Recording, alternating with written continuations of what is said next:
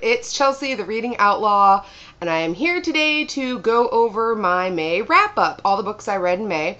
I read 11 books. 7 of them I have with me, and 4 of them had to go back to the library. The 4 that I read that I don't have, the 3 of them are the last 3 volumes in the Lock and Key graphic novel series by Gabriel Rodriguez, illustrated by Gabriel Rodriguez and written by Joe Hill, which if you guys go back a video or two, you'll see I actually just did a review of them, and they are fantastic. They are probably some of the best books I read this month. Each individual volume got 5 out of 5 stars. There are 6 total volumes. I read 4, 5, and 6 this month, and not only the whole, like, each one gets 5 stars, the whole thing gets 5 stars, it gets 10 stars, it gets all the stars. All the stars for Lock and Key. And then the second, or I guess in my mind, I consider all 3 of those to be one because they're all part of a series. But the 4th and the other book that I read that I don't have was Landlines by Rainbow Rowell. And I read that during the Bout Books 10.0 readathon, which took place in May, which accounts for a large portion of why I read 11 books in May. That and the fact that 3 of them were graphic novels. And I loved Attachments. I gave it 5 out of 5 stars. I thought it was adorable. I loved the character growth progression we got to see in Lincoln, our main male narrator. I loved the relationship between Beth and her friend, whose name I'm forgetting. There are 2 kind of female stars. I loved it. Again, I have a review posted of it a couple videos back. I think maybe like a week ago, 2 weeks ago. I'm not entirely sure. But there is one if you go back and look for it. And I loved it. I loved it. I loved it. 5 out of 5 stars. Moving on to the books I do have. The first one that I read was Across the Universe by Beth Revis. Ooh, I hope it's not too shiny. This is a much more beautiful cover, and this is the cover that I wanted that I didn't get to show you the first time I talked about this book because I was reading the library copy. I actually bought this copy, and it's beautiful, and it's amazing, and it's gorgeous, and I love it. It's about Amy. She gets cryogenically frozen. She's supposed to wake up on this planet, in 300 years, only she doesn't. She wakes up early, and, she doesn't know why they woke up, and there's this boy, and his name is Elder. He's second in line to be the leader of this ship and these people, and it's all about the relationship between them and what he does with Amy and what Amy does on the ship, and it's great. It's part sci-fi, there's some romantic tension, there's some intrigue, and it's absolutely beautiful. A+. That one got 5 stars. The next one I read was Shadow of Night, and I read this one for the hashtag a yearathon readathon this month. This theme for May was finishing up series that you've already started, and this doesn't finish it up. This is the second book in the All Souls trilogy by Deborah Harkness, Shadow of Night. The first one's a Discovery of Witches. This book, I don't remember if I gave it 3 or 4 stars. I think I might have given it 4, but I'm going to go ahead and change that and give it to 3 because I was just so over it. There were good parts in it, but the good parts that were in it were too few and far between all the other really boring parts. And I feel like Deborah Harkness basically just took this I don't know why I just said baby. Basically just took this huge, really long historical tangent on all these historical details she wanted to remember and names she wanted to drop. And then in the last 200 pages, she was like, oh yeah, I'm writing a book and telling a story, so I should probably get back to that. So as of now, I'm officially giving it 3 stars. But this book, oh my god, you guys probably already know what it is just from the way I'm acting. I finally got it back from my mom because she finished it. And it's Dreams of Gods and Monsters by Laini Taylor. 3rd and final volume in the Daughter of Smoke and Bone series. And as you can tell, I can't even talk about this book without singing about it and just wanting to be it is the best book in the world and everyone should read it. I've been stalking everybody I see who has it. I know I've been really, really harsh on Susie. I think I've been pushing Helene to read it. I just think everybody needs to read these books because they are amazing. Laini Taylor ripped out my heart and used its lifeblood to write this world, and her world building rivals some of the best world building I ever read. Absolutely amazing. 5.5 stars, 10 stars. More stars to Dreams of Gods and Monsters than to Lock and Key. That's how much I love this book. Then So for the, I should say Dreams of Gods and Monsters was a Battle Books 10.0 read, as was Cinder by Marissa Mayer. Cinder, as I'm sure you guys have heard by now, is the kind of like the Cinderella story, but she's a cyborg, only not. It's set in the future, and she's part human, part robot. She's a mechanic. She gets asked by Prince Kai to fix a robot for her, and that kind of brings her into the palace, and you learn kind of this whole backstory and intrigue about her and her relationship to the lunar people, who in the book are these kind of like weirdly ethereal people who are ruled by this woman named Queen Lavanna, and she can use like mind. They can put in your head like things they want you to see. So it's like mind control by like, she would come out and at first she'd be like, oh, Queen Lavanna, I hate you. But then she'd like use her mind control powers and be like, actually, Queen Lavanna, I think you're super great and you should just stay queen forever. So, and it's all about her and Earth and Kai and Cinder, and this is just the first book in what is, I think, going to be a quartet. As far as I know, it's only going to be a quartet. There are 3 out now, and the 4th one comes out in 2015. But that's Cinder, and it was fantastic. I gave this one, I think, 4 out of 5 stars because it was a little predictable. The big twist, I kind of, if you go back and look at my Goodreads statuses, I basically called it from like the 50th page, which is fine. Like, I'm not really one of those people who necessarily minds that, but it did keep it from getting that last star.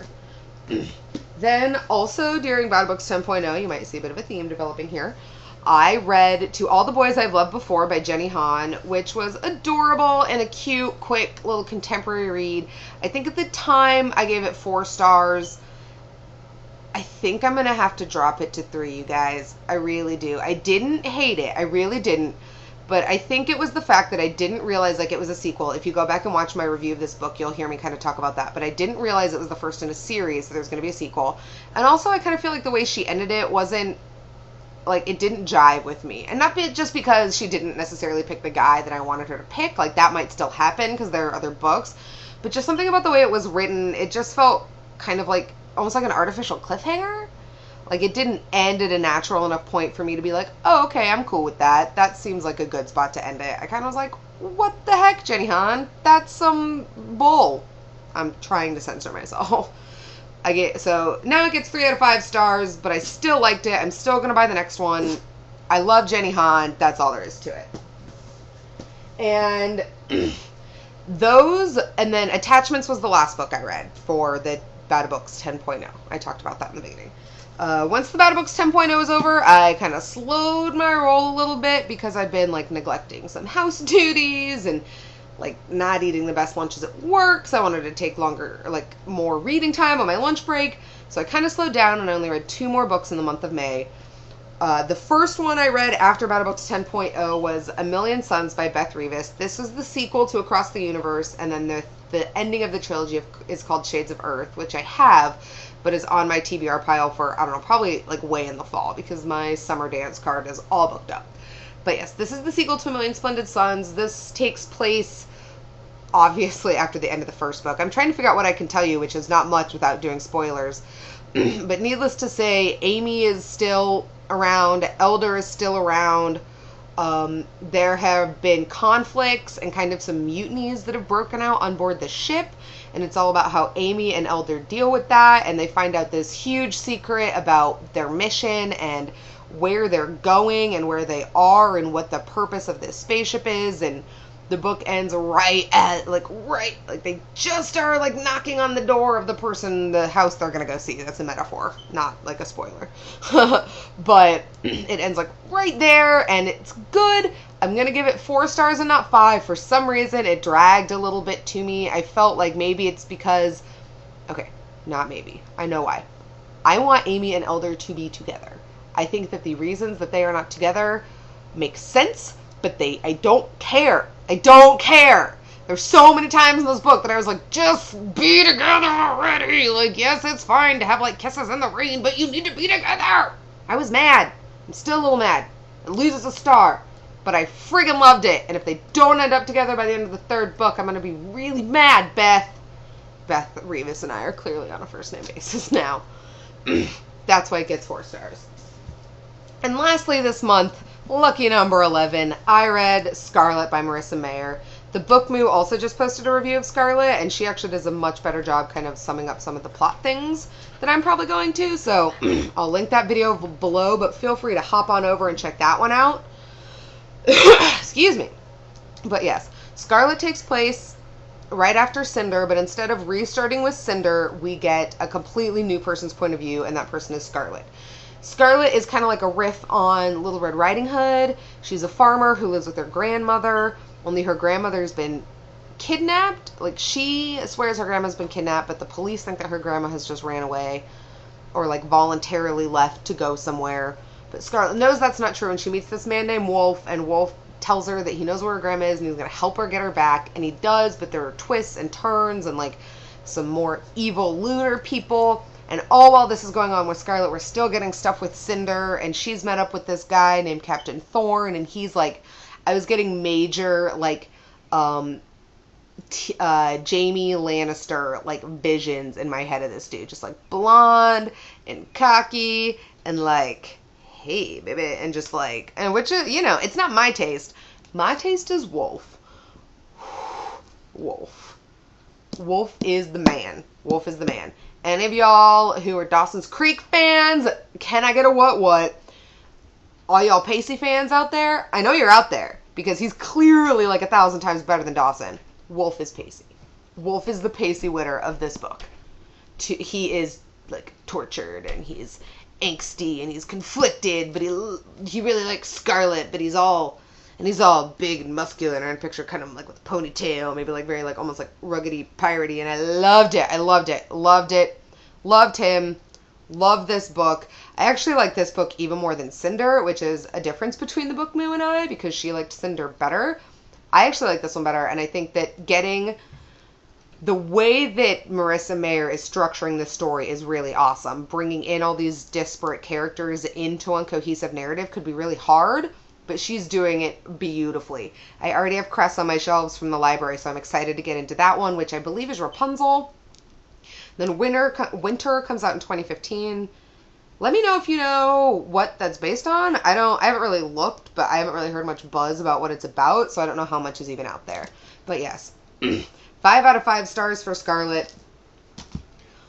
It was amazing. It was a great book to end on. I could not have been happier to get through all the books that I got through this month. There were a couple of flops, but mainly they knocked it out of the park. I'm having a little bit of a book hangover, actually. Having a little bit of trouble getting rolling into June, but that's okay because, you know, the summer's long and I have some big epic fantasy plans coming up for June and July. Hopefully there will be a video on that sometime in the next couple of days.